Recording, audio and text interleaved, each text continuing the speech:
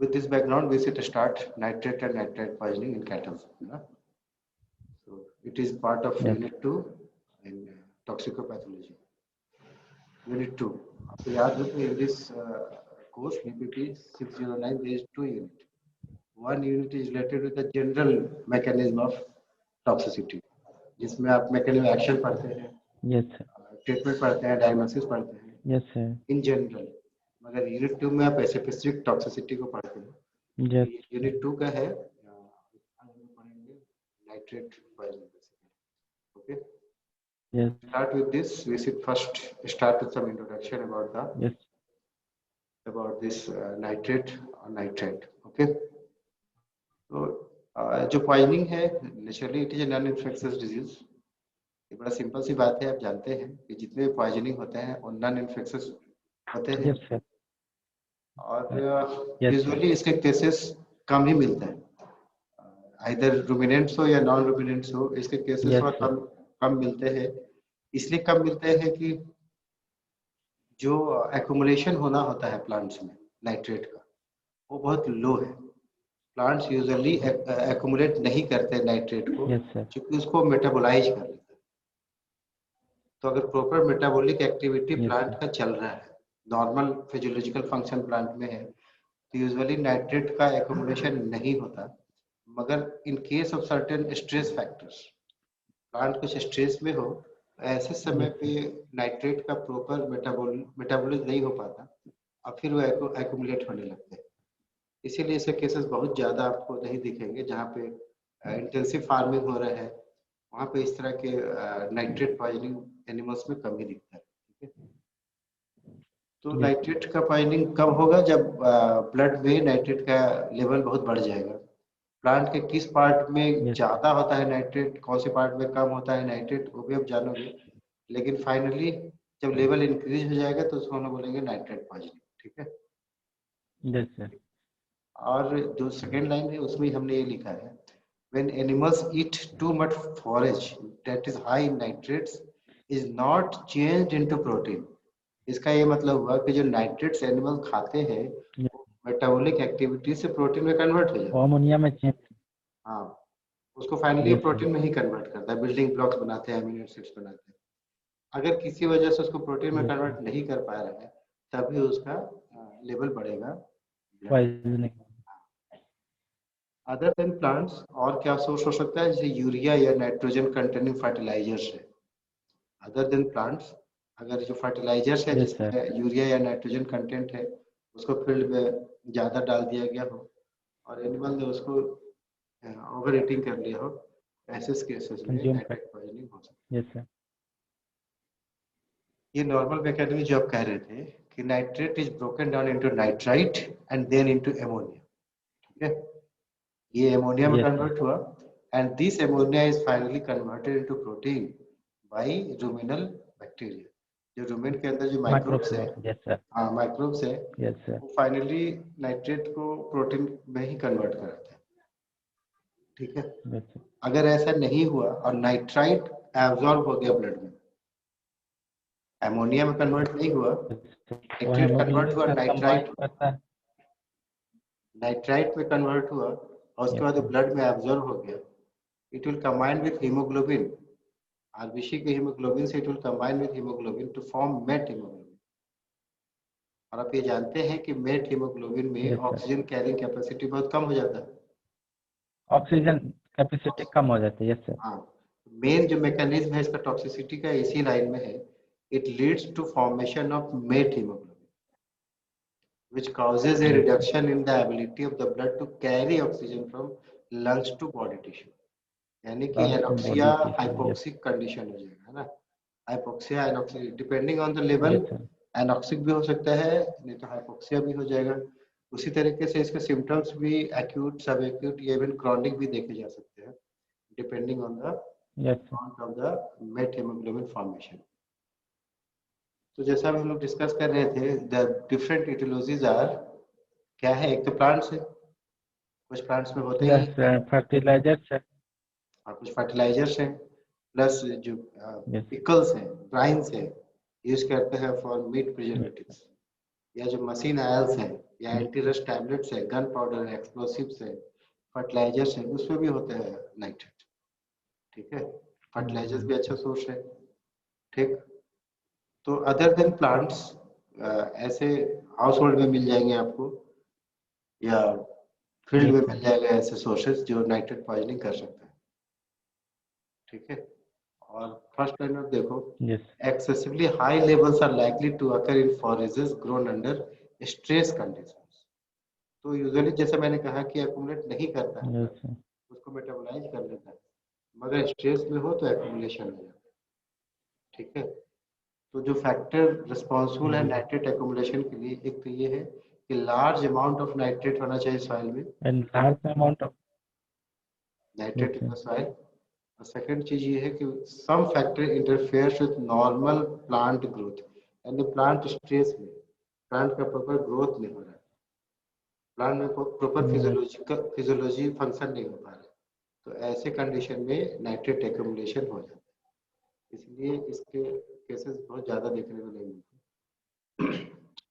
जैसा आप जानते हो, plants convert nitrate into nitrite, which in turn is converted ammonia and then into amino acids, which is the building blocks of protein. तो जो animals में हो रहा है under the effect of human microbes, यहाँ पे ह्यूमन माइक्रोब्स का जरूरत तो नहीं है, लेकिन फाइनली इसका भी आउटकम वही है कि नाइट्रेट प्रोटीन में ही कन्वर्ट होता है। ठीक है, मगर ड्यूरिंग नाइट, रात को जब फोटोसिंथेसिस नहीं होता, तो एक्यूमुलेट हो जाता है नाइट्रेट प्लांट के अंदर।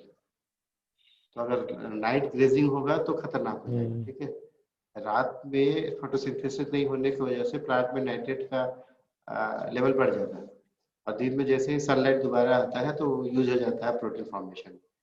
तो रात में यूजुअली फीडिंग नहीं कराना चाहिए इस पर्पज। ठीक है, और जब ड्राउट हो, सूखा पड़ गया हो, तो उस समय भी नाइट्रेट का लेवल प्लांट में काफी बढ़ जाता है। The highest level of nitrate accumulate when drought occurs during heavy nitrate uptake by the plant। तो ड्राउट पे बहुत बड़ा रोल है, जो एक स्ट्रेस फैक्टर है। अब इस स्लाइड में आप ये देख रहे हो कि प्लांट के डिफरेंट पार्ट्स में कहाँ पे सबसे ज्यादा नाइट्रेट एक्यूमुलेट होता है। तो naturally lower 1/3 of the stock, उसमें सबसे ज्यादा एक्यूमुलेशन। ठीक है, lower part of the stock में सबसे ज्यादा एक्यूमुलेशन होता है नाइट्रेट का। रिगार्डिंग नाइट्रेट एक्यूमुलेशन, जैसे मैं आपसे कह रहा था कि nitrate is assimilated so rapidly following absorption that its concentration in plant tissue is low. तो अगर नॉर्मल सब कुछ चल रहा है मेटाबॉलिक एक्टिविटी प्लांट का, तो इतना जल्दी एसिमुलेट हो जाता है, मेटाबोलाइज हो जाता है कि उसका लेवल बहुत ही कम होता है। कुछ ऐसे प्लांट्स हैं जिसमें नाइट्रेट का एक्यूमुलेशन होता है। सबसे इम्पोर्टेंट है सॉर्गम, फिर ग्रेन्स है, फिर पेरेनियल ग्रासेस एंड वीड्स हैं जैसे मस्टर्ड, नाइटशेड, लैम्स क्वार्टर, इनमें बहुत ज्यादा हो सकता है। ठीक है, और ये जैसे मैंने पहले बताया, accumulation usually is triggered by some environmental stress where plant growth is restricted. यानी प्लांट आप देखो कि रिस्ट्रिक्टेड है, उसका प्रॉपर ग्रोथ नहीं हो रहा है, तो फिर उसको एनिमल को खिलाने से पहले सोचना हो। ठीक है, इसके अलावा reduce sunlight, frost, herbicides, acidic soil, low temperature, deficiency of nutrients like phosphorus, sulfur, and molybdenum. This favors the accumulation of nitrate in the plant. ठीक है, इस डायग्राम में ये दिखाने की कोशिश किया गया है जो फ्लो है नाइट्रोजन का एनवायरनमेंट में, उसको दिखाने की कोशिश किया गया। either ruminant हो या नॉन ruminant हो, जो सोर्स है उसका क्या होगा, या तो प्लांट के थ्रू जाएगा, या साइलोस के थ्रू जाएगा, या इवन एयर से भी फिक्स हो जाता है नाइट्रोजन। तो रुमिनेंट हो या नॉन रुमिनेंट हो, वाटर से भी जा सकता है नाइट्रोजन बॉडी के अंदर। तो सोर्स एयर भी हो सकता है, वाटर भी हो सकता है, फीड भी हो सकता है, प्लांट भी हो सकता है। ठीक है, और रिलीज बॉडी से कैसे करते हैं फाइनली वो आफ्टर डेथ, वैसे भी आ जाएगा सॉइल में केमिकल फर्टिलाइजर, और फर्टिलाइजर भी है, फर्टिलाइजर से भी जाते हैं, और नाइट्रोजन फिक्सेशन होता है एयर का प्लांट रूट में, उसको भी लाइटनिंग से भी नाइट्रोजन फिक्स हो जाता है। ठीक है, ये एक छोटा सा चार्ट है वो दिखाना चाह रहा है nitrogen cycle in the atmosphere. एक बार इंजेक्शन हो जाए द साइंस एंड सिम्टम्स जो होंगे, तो जैसे आपसे कह रहा था कि मेन मैकेनिज्म क्या है, that is formation of met haemoglobin. जब मेट हीमोग्लोबिन होगा, मेथियोग्लोबिन, हाँ तो क्या होगा, ब्लू बॉडी को, हाँ due to blue body tissue है, hypoxia, tissue hypoxia, carrying of जैसे ऑक्सीजन लो कम हो ब्लड, जाएगा तो बॉडी में यस सर, हाइपोक्सिया हो जाएगा, और लो ब्लड प्रेशर भी हो यस जाता सर, है एज ए कंसिक्वेंस ऑफ वेजोडाइलेटेशन। तो ऑक्सीजन का डिमांड पूरा करने यस के लिए सर, ब्लड वेसल्स डायलेट हो जाते हैं। तो एक तो ऑक्सीजन की कमी हो गई, और due to vasodilatation yes sir, BP भी कम हो जाता है, ब्लड प्रेशर भी कम हो जाता है। तो ये मेन वजह है, यस सर, जितने भी चेंजेस देखेंगे बॉडी में उसका मेन वजह यही है। Other than yes sir, met haemoglobin formation, nitrite ion का एक रोल ये भी है कि ये कुछ प्रोटीन एंजाइम्स का रोल को डिनेचर करता है। कुछ ऐसे एंजाइम्स जी, जो प्रोटीन मेटाबॉलिज्म के लिए जरूरत है उसको हैम्पर करता है, और it can also cause irritation in the GIT mucosa leading to pain in the abdomen जी, एंड डायरिया। तो ये भी होते हैं, ये इसका रोल थोड़ा कम है, ज्यादा रोल मेट हीमोग्लोबिन का ही है, जी, मगर डायरेक्टली ये जीआईटी म्यूकोसा को इरिटेट कर सकते हैं और diarrhoea and abdomen pain cause कर सकता है। ठीक है। The first symptom to appear is a grayish or brownish discoloration of non-pigmented skin and ji, mucous membrane, mouth, nose, eyes and mouth। क्यों हो रहा है ये brownish discoloration? Naturally met haemoglobin की वजह से ही हो रहा है। ठीक ड्यू है, टू हाइपो, हाइपोक्सिया यस की सर, वजह से। This due discoloration to results from hypoxia, chocolate brown color of the blood। Blood हो जाएगा चॉकलेट ब्राउन, जी, इसलिए स्किन में उसका जो अपीयरेंस होगा, ब्लड हो गया चॉकलेट ब्राउन, लेकिन स्किन जब दिखेगा चॉकलेट ब्राउन ब्लड की वजह से तो ग्रे से ब्राउनिश दिखता है।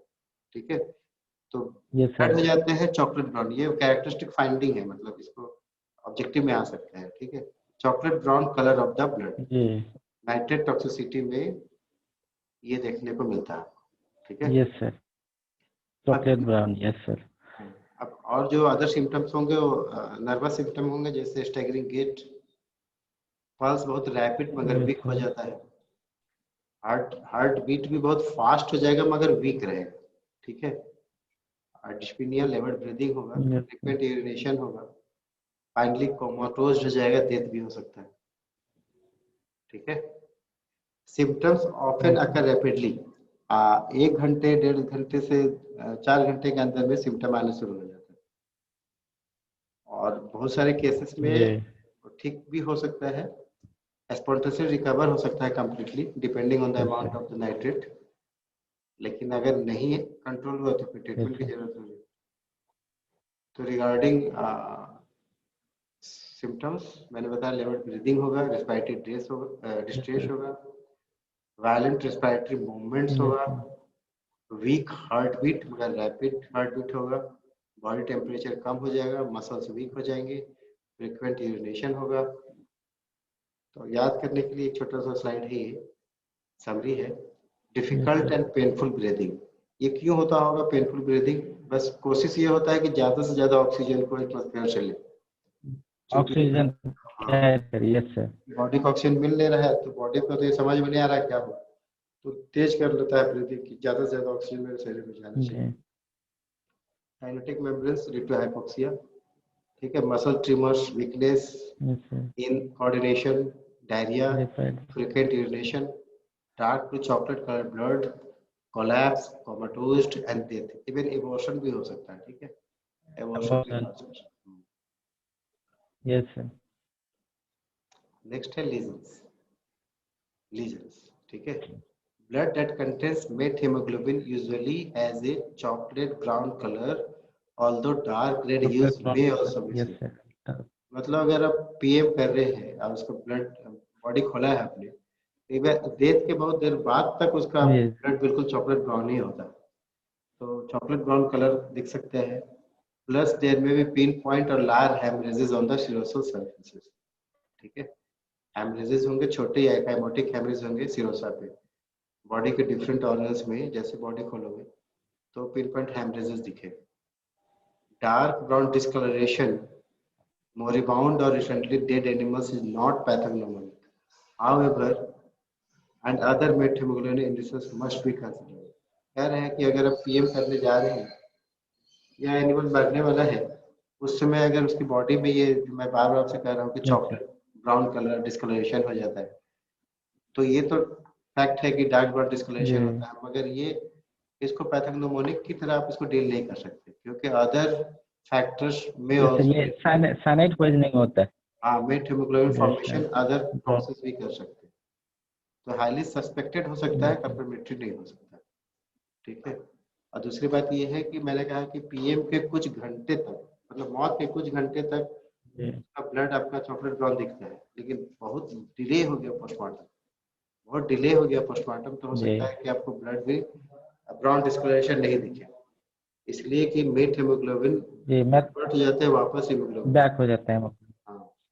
यस तो ये मतलब पीजी स्टूडेंट के लिए ये वाला जो स्लाइड है वो थोड़ा ज़्यादा इम्पोर्टेंट है, क्योंकि इसमें कंसेप्ट है ना, कि हमेशा डार्क ब्राउन इसलिए नहीं होता कि पैथोग्नोमिक इसलिए नहीं मानोगे जो कि अदर एजेंट भी करते हैं, प्लस अगर आपने पीएम डिले कर दिया, सस्पेक्टेड भी है नाइट्रेट डेथ का, और अगर पोस्टमार्टम डिले हो रहा है, आप तो ये सोच के जाओगे भाई नाइट्रेट है तो ब्राउन डिस्कलरेशन मुझे दिखना चाहिए, मगर नहीं भी दिख सकता, तो ये कंसिडर करना होगा आपको कि हमने पोस्टमार्टम लेट कर दिया, तो एक वजह ये हो सकता है कि इसकी वजह से नहीं आ रहा ब्राउन डिस्कलरेशन। ये प्रिवेंशन के लिए है बेसिकली, और डायग्नोसिस के लिए है।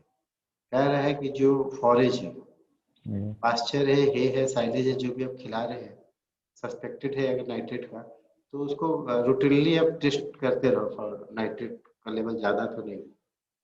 तो किससे करते हैं, जो चेक होता है उसको बोलते हैं डाइफिनाइल एमीन टेस्ट या brown ring test. Diphenyl amine test, yes sir. हाँ, और एक है ब्राउन रिंग टेस्ट। दो इंपॉर्टेंट टेस्ट है related to nitrate analysis fodder में, डाइफिनाइल एमीन और ब्राउन रिंग टेस्ट।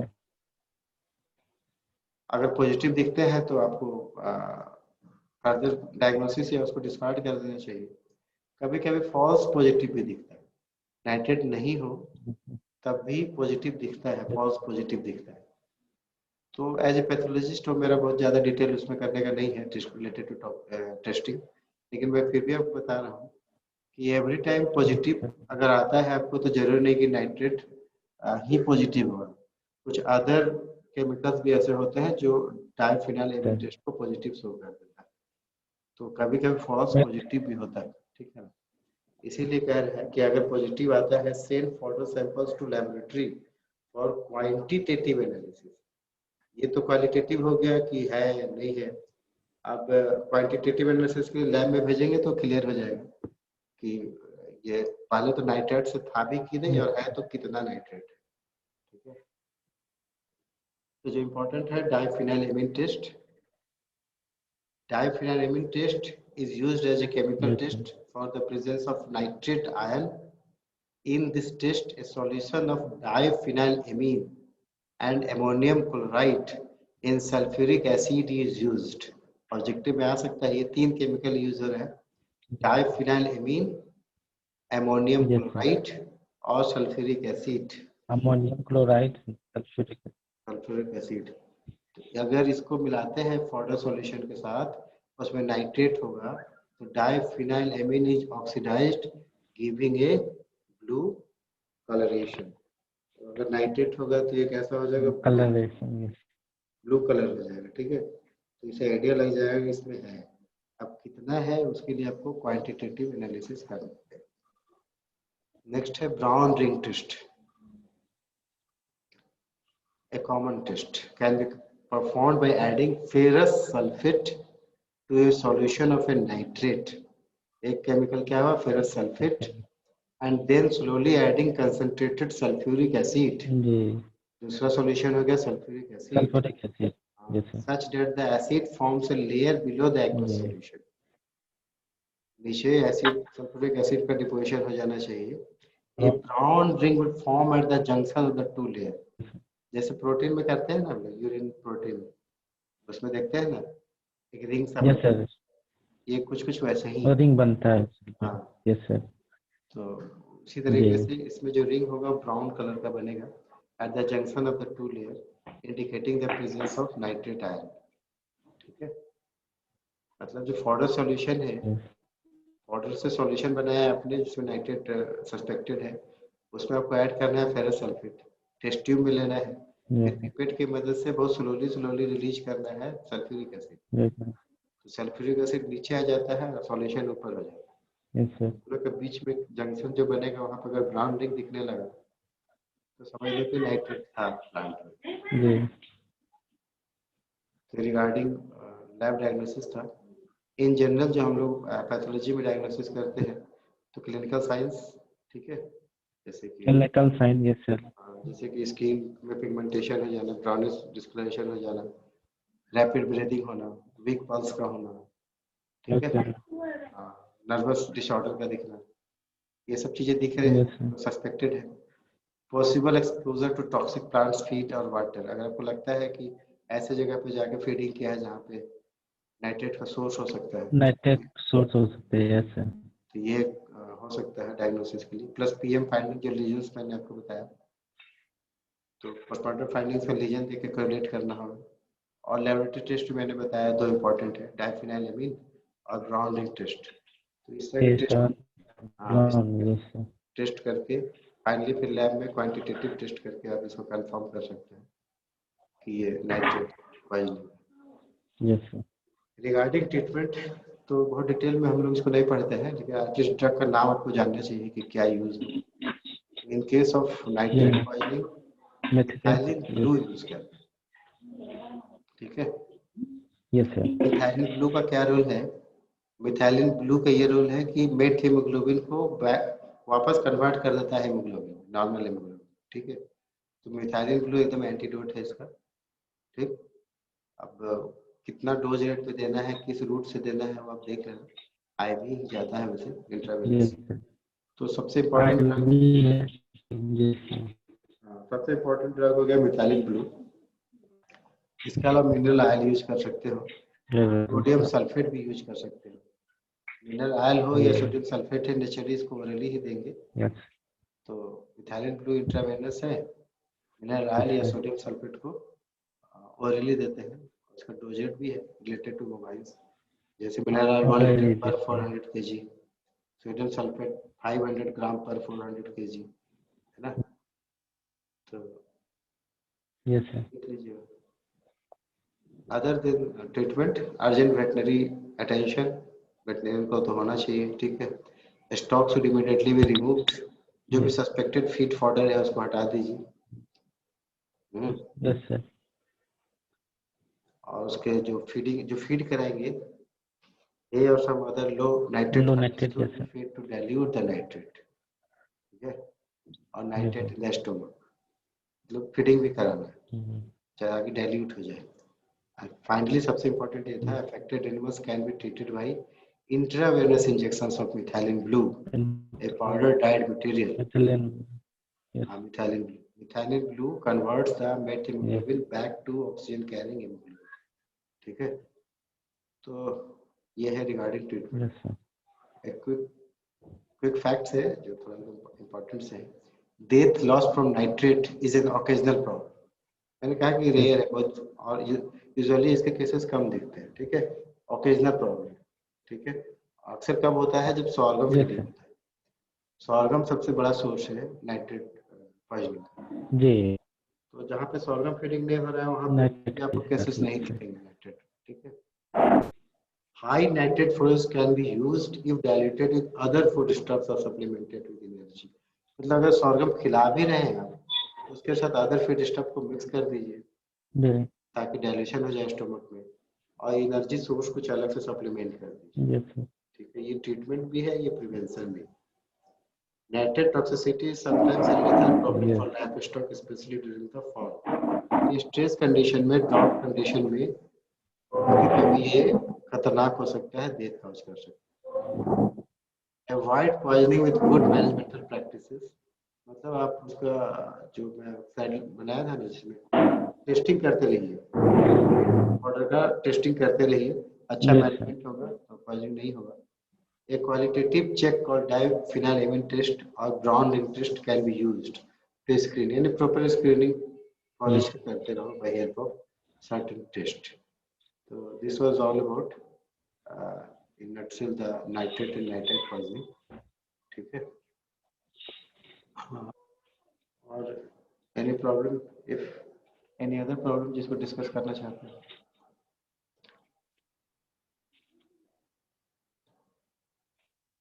सर थोड़ा साइकोलॉजिकल इन्वेस्टिगेशन में क्या क्या मेन पॉइंट आएगा सर? सबसे पहली बात ये है ना कि बहुत सारे मतलब लैब टेस्ट का अगर आप बात कर रहे हो आप, तो सबसे पहला काम वहां पर आपको ये करना है कि सैंपल को प्रिजर्व करके कैसे भेजना है उसको जानना है, ठीक है। रेस्ट लैब में अलग अलग टॉक्सिन्स के लिए अलग अलग टेस्ट हो सकता है, डिफरेंट टॉक्सिन्स के लिए अलग अलग टेस्ट होंगे, नो डाउट। मगर जो एकदम इमीडिएट जो आपका जानकारी में ये होना चाहिए कि सैंपल को कलेक्शन करे और किसमें प्रिजर्व करके भेजे। तो पॉइजनिंग के केस में सैचुरेटेड सॉल्ट सॉल्यूशन ये बेस्ड होता है एज ए प्रिजर्वेटिव। और कुछ? तो हम लोग एंड करें? Okay, yes sir, okay.